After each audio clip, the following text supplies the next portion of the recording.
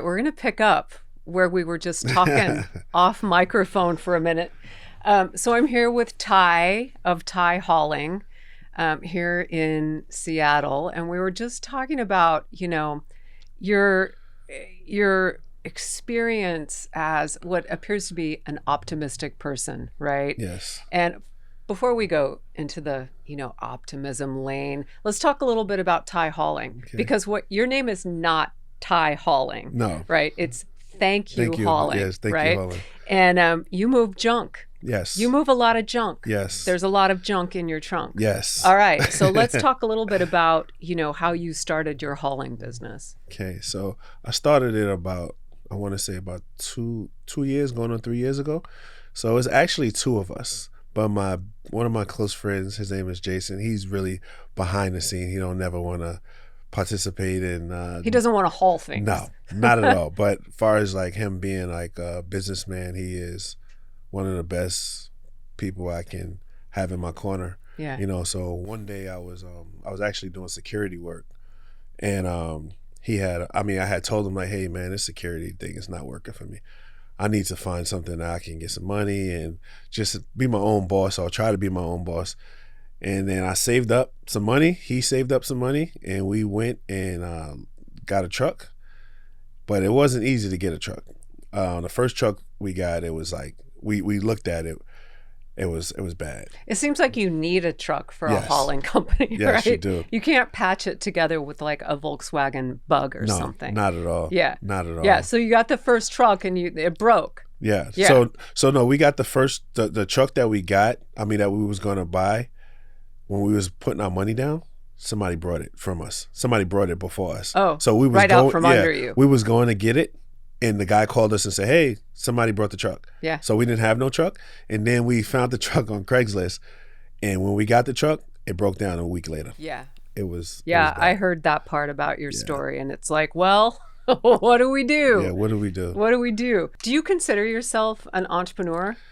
No, I What? don't. I don't consider Why? myself because I just consider myself as Ty from Brooklyn, New York, that wound up in Seattle. Yeah. I don't want people to look at me as an entrepreneur or somebody to look up to, Why? because I don't want to have that much pressure on me. Ah, okay. Like I don't want that much responsibility. Like I just want people to know that anything is possible. Yeah. You know what I mean? I don't want people to look up to famous people at all. I don't believe in that. Yeah. So I want people to look up to normal people that's going out and hustling and working a 9 to 5. But aren't you a normal person out there hustling? Yes, yes. Yeah. But yeah, I don't know. I just don't like. I don't want nobody to look up to Because me. you're an introvert. Yeah. Yeah. Yeah. Okay. Yeah. Because you do good things and your Yeah. story is remarkable and you have, you're in a position to really impact change. Yeah. Right? Especially in the communities you came from Brooklyn. For You were sure. just telling me, there's some of your friends Mm-hmm. and cohort that never got out. Yeah. Right? Very. That must feel like a huge responsibility. Yeah. Yeah. It is. It's a real big responsibility for me to do good in life, so they can know that everything's going to be okay. Like my goal and my dream is to make it so I can help people. Yeah.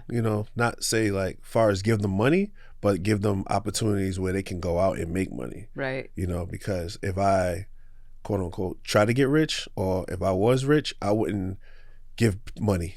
I want them to learn how to make money. Yeah. I don't believe in, because if you give somebody money, they're going to Doesn't spend teach it. a lot. It doesn't Yeah. teach them at all. So Yeah. I don't want to be that guy to just give money. I want to show them like, hey, we can do it. Like, because I'm figuring out a lot of things in life still. Yeah. So And it's your story, one of the things that really struck me is how deeply committed you are to community. Yeah. Right? And to creating that community engagement. Can you talk a little bit about that and how that's everybody, that's like the Holy Grail, Mm-hmm. right? Is Yeah. to find a community Mm-hmm. and engage them and be a part of a conversation, right? Yeah. So how'd you find your community? How'd you engage your community? So what I do is I always, like when I'm out, I always talk to people. I'll talk to the randoms. I don't care who you are. I'll talk to you. Try to get to know you and just figure out as far as like how they doing in life and how we can work together to be better, you know. So when I do junk removal and stuff like that, I'm not like the big wigs that charge an arm and a leg, right? Yeah. I want to let them know, like, hey, if you don't have it today, I'll take it. Don't worry about it. It's okay. You know, I cut my prices down a lot so I can help people who don't have it but need to get their junk removed. You know what I mean? So I do a lot of giving away. I do a lot of like shoe drives, and I used to do it a lot, but now it's a little hectic to do it now. But I used to do a lot of shoe drives, a lot of coat drives, and just try to just give back. You know what I mean? As much as I can. Yeah. But it's like, it's very difficult now because a lot of people, like, they don't want nothing for free. So it's like they embarrassed a little bit, should I say? Like if I do a big hauling job and I have some good furniture, I don't throw it away. And a lot of people be like, why don't you sell it? I'll be like, no. So what I do is I post it on my page and I'll be like, hey, you have 2 hours to hit me up. If you want it, I'll drop it to your house. But a lot of people are so ashamed of getting free stuff or they embarrassed. So sometimes I just drive and I see a random person like, hey, you want this dresser? It's brand new. They be like, yeah. I'll be like, okay, cool. Where you live at? Drive it to the house, drop it off, and that's that. That's that. You know, I just try to I believe in giving instead of selling. Yeah. You know. Yeah, that's, reading your story and watching some of the coverage that you've gotten for Thai Hauling, Thank You Hauling, is all about, it's tied up into like this gratitude. Yeah. Right? We were just talking about that earlier. Talk about how gratitude, it seems to be sort of the core of your company, right? Talk through that, right? Like gratitude is something we talk about a lot these days. Yeah. Very rarely do you see it in practice. Yeah. Right. So let's talk about that a little bit. So a little bit about gratitude to me is just like, I'm just a big fan of like helping. Like I just want people to just wake up in the morning and just be happy. There's so much stuff going on in this world. I just want everybody to just basically like come together and just love each other. Yeah. But that's very difficult in this world right now. So I don't know, man. I just try my best. Yeah. To be that guy. Yeah. I should say. It's so interesting. We've done a few podcast shoots this morning, and I don't know if it's like something in the air in Seattle, or maybe it's because it's a wet, damp place and people have time to think. But there's so much optimism in every single person that I've interviewed, right? Like including you. And that gives me so much hope for the future, right? When people believe in what they're doing and where they are, and there's a sense of purpose and place. And you have such a sense of purpose and place that you have a restaurant story to tell. Oh yeah. Yeah. So talk to us. So with that, how I got into that was my friend, he owns a nightclub called Vue Lounge. Him and Chris. Called Vue Lounge? Yeah, VUE Lounge. It's Vue, it's in not Seattle. like voodoo. Yeah, my accent. Right. Sorry. I still got the New York accent. It's like... But he owns Vue Lounge downtown Seattle. And I've been working with him for a while. Like, he's been showing me, like, when I got into nightlife before the hauling, I was doing security and stuff like that. And one day I was just away, and he had called me and was like, hey, I'm opening up a restaurant. Would you be interested in being one of my business partners? I was like, I don't know, because I have Thank You Hauling I need to focus on. He's like, man, don't worry about it. We got this. Come on, just come on board with me. So I'm like, okay, cool. So it's in Bellevue area in Washington. And it's more like of a restaurant lounge. It's called Primos. It's on 1020 Bellevue Way. It's like, it's like restaurant / lounge. Wait, so hold on. How do you go from a hauling business to a restaurant business? Yeah, I ask myself that all the time. Yeah, like how'd you make that pivot? You still have Thank You Hauling, right? Like that's the big one. Yeah. Like, did you just suddenly think, I can haul, I can be in restaurants? Yeah. So when I first agreed on it, I told them like, hey, I'm not giving up my dream, my Thank You Hauling. That's my baby. Yeah. I'm not giving that up. So what I do is I work thank you hauling in the morning, and then I go to the restaurant in the evening. So you have to pivot both. I mean, it's two totally different industries. very. Like one, it's a dude and a truck. Yeah. The restaurant industry, it's like regulation. It's ordering like the proper like food, hitting budgets, marketing, right? Like how do you reconcile those two totally different business models? So at the restaurant, my job is pretty easy. I'm in charge of like the floor, like far as the host and the servers and everything. So my job is easy because when people come in, the host and me are the first people they see. So I get to talk to people. Yeah. And I get to also brand my thank you hauling at the same time. Yeah, so it's community. Yeah. It's like a built-in community exactly. right there. So I'm talking to them about restaurant and what kind of food we have and this and that. And I'm also like, hey, if you need any junk removed, here's all my card. Like hit me up sometime. Yeah. So I'm doing everything. Yeah. Yeah, that's amazing. Are there certain things at the restaurant and the hauling company where like this is kind of the same thing? People. Yeah. So you're always going to have that one person that's not going to like something.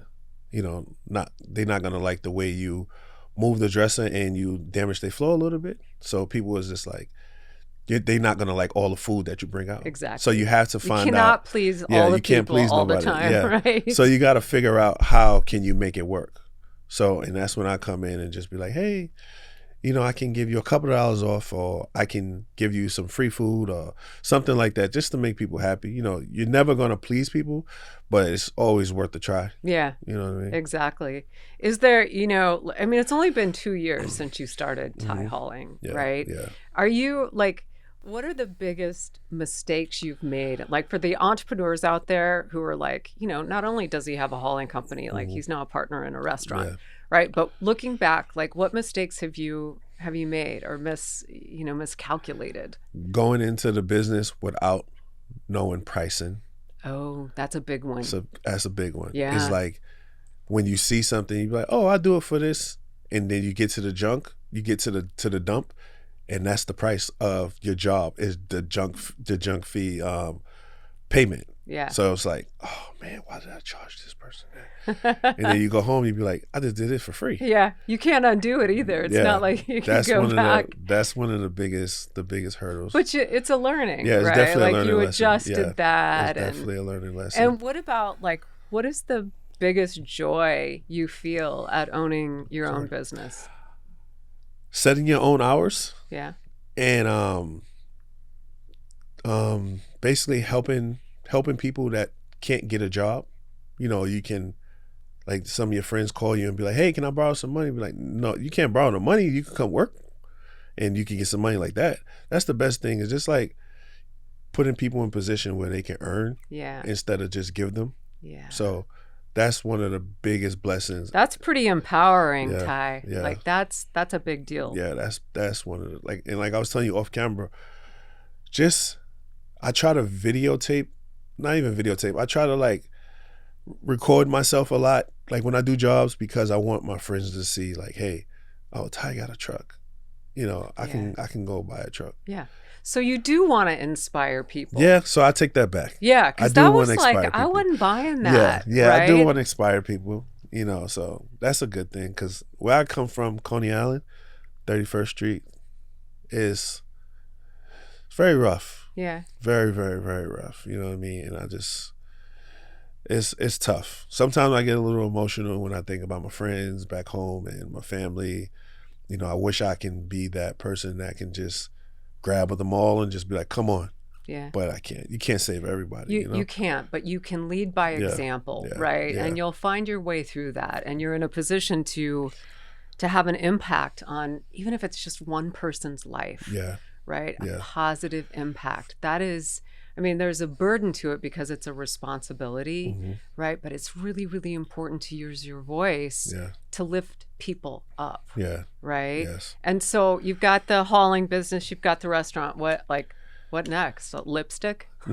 Shoes? I wanna start just like a little, I wanna get back into, I used to own me and my friend Jason that owns Thank You Hauling, we used to own we actually still does it's a t-shirt brand called Live the Dream. I want to get back into that and just be more focused on doing that. Yeah. I want to start another t-shirt and hat line. But right now, I just want to just enjoy life and just, you know, be a call away from somebody who actually needs to just sit down and just talk to me about life. Yeah. You know what I mean? So I'm not scared to talk to people, you know. What about, you know, as we're closing here, like if there's somebody out in Brooklyn, Coney Island, right, listening to this podcast, right, who's feeling pretty down on their luck, right, what would you say to them, right, that will inspire them to seek out their own destiny? Yeah. Yeah. What is your advice? I tell them, be the change that you want the world to be. Yeah. You know what I mean? Like, don't follow. Don't look at people on TV and think that they have it all figured out, because they don't. They probably suffering more than you are, but they just rich in the limelight. So don't look up to people that you see on TV. Look up to somebody that's getting up every day and going to work. Look up to your parents, somebody in your family. You know, I look up, my mom is my biggest inspiration. You know what I mean? My mom, because she raised 2 kids by herself, you know, me and my sister. And I saw her up and I saw her down, but she never showed it to us, you know, even though we saw it, but she never showed us the down. She always had a smile on her face and always just was happy about everything. You know what I mean? And that's a blessing. Yeah. Yeah. Yeah, Yeah. it is. It's a great story, Ty, and Yeah. we are so grateful to you for, you know, bringing the optimism today and showing a lot of people how it's done with grace. Yeah, thank you guys for having me. You know, I just turned 45 Saturday, so I'm a little old. Happy birthday. Yeah. 45 yesterday. See, I'm getting Yeah, old. you're Libra. Yeah, Right Libra. on. Yeah, so Yeah. I had a great weekend, and I'm just grateful to be here another Yeah, year. we're really glad you're here. Yeah, and I'm happy you guys are doing your thing. Yeah. Keep it up. you All know. right. Yes. We'll see you next time. Yes.